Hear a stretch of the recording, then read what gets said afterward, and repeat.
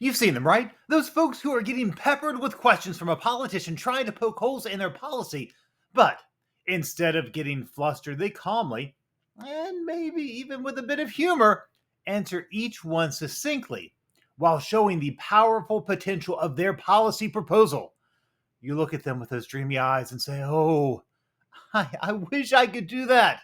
Well, get ready, because that will be you after today's Better Advocacy in 10 minutes or less. You see, today we are talking about questions. How do you anticipate them and how do you prepare for them? You see, those folks that look all cool, calm, and confident weren't born that way. They made themselves that way, and so can you. Okay, first, you need to anticipate the questions. Most questions that come up in committee hearings aren't spur of the moment ideas that pop in a legislator's head. They're ones that your opponents gave to them to make them question how beneficial your bill really is. How do I know this? Well, this is exactly what I do when I worked for a legislator. If there was a bill coming up in her committee that we didn't like, I'd reach out to the lobbyists or advocates that were on our side and get their advice on how to poke holes in this policy. My legislator would often ask their questions verbatim, usually stumping them or at least extracting a say-nothing answer that everyone knew was fluff. You know why your opponents don't like your bill. They'll tell legislators to attack your bill around those areas. You need to be prepared with answers to all of those questions. Some are valid and you can counter them with facts and studies. Drop those footnoted one-pagers off before the committee hearing so when you're on the stand, you can say something like, well, if you look at note number 2 on the one-pager I gave you yesterday, you'll see what's really true is X. You want to be reading what your opponents are publishing in their one-pagers and call to actions as well. You want to see what's been in the press. See the questions they raise about your bill and be ready with a succinct response for each point. You want to do a little intelligence gathering too. Go to a friendly staffer and ask what your opponents are using as their strongest arguments. How can you discredit or chip away at their main points while answering questions about your bill? Think about that. Because if you can attack their points while defending your own, then you're really going to be a great question answerer. And when you're looking at how to do this, don't just limit yourself to the state you're working in. Reach out to advocates in other states working on the same issue, if there are any. See, even if you don't know them, most folks are more than happy to take a call from an ally in another state. Find out what questions they faced and what arguments against this policy has gained the most traction. Finally, don't dismiss questions as irrelevant or misguided. You don't have the luxury of ignoring questions or attacking the question asker while avoiding giving an answer.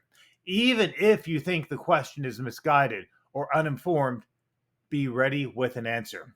And yes, if the question is a stupid one, and there are stupid questions, you're allowed to, in a politically correct way, of course, point out how dumb a question is. Now, you may be asking yourself, why do I have to answer all these questions? Shouldn't my bill patron be doing that? It would be great if they did, but they don't want to look the fool. Unless they know your policy inside and out, they're likely to defer to you pretty quickly during the question part of a committee hearing. I've worked on some technical bills where as soon as the patron introduces the bill, they'll immediately yield to the subject matter expert to explain exactly what the bill does and answer any questions. And the politician just stays quiet. So if that's you, if you're that subject matter expert, you better be prepared. And that takes us to the second part of today's video, how to prepare yourself for questions. Did you know that presidential candidates will go to a week of debate camp to get ready for the questions coming at them in their first debate? Now, you don't need to be that intense, but you do want to be prepared. If it's your first time answering questions at a hearing or your 41st, it's always best to practice. First, write out the questions and then sketch out your response. If you want to have facts and figures to point out or a testimonial to share, have a folder or binder or notes written out.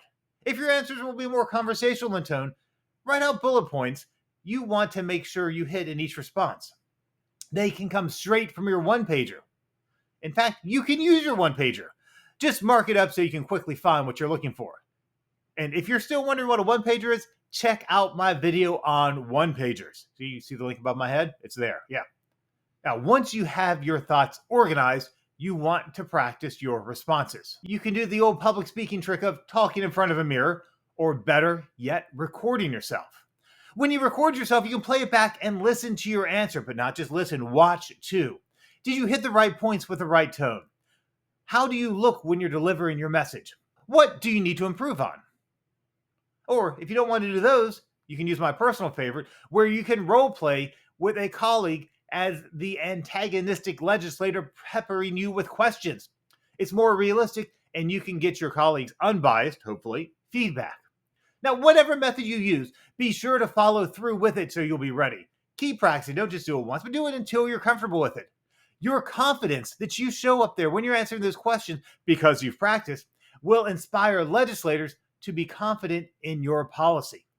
But if you sound unsure or you look confused, they'll think you don't know what you're talking about. And if you don't know what you're talking about, why would they vote for your bill? Now, you'll likely need to answer questions about your bill at more than one hearing. So after each hearing, have a debrief with allies if possible. What questions were asked? How prepared were you? Were there any concerns you hadn't flagged ahead of time? Which responses resonated with legislators and which ones fell flat? Use this new data to prepare for your next hearing or meeting so you can make more convincing arguments for your bill. If you do all this, will you have prepared an answer for every question? Not necessarily. If you do all this, will you be prepared for every question? Definitely. When you know not just your policy, but what your opponents don't like about your policy, you'll be able to anticipate questions and more likely to turn your passion into that policy. Now, are you looking for more help to turn that passion into policy? Check out the over 50 videos in this series, Better Advocacy in 10 minutes or less.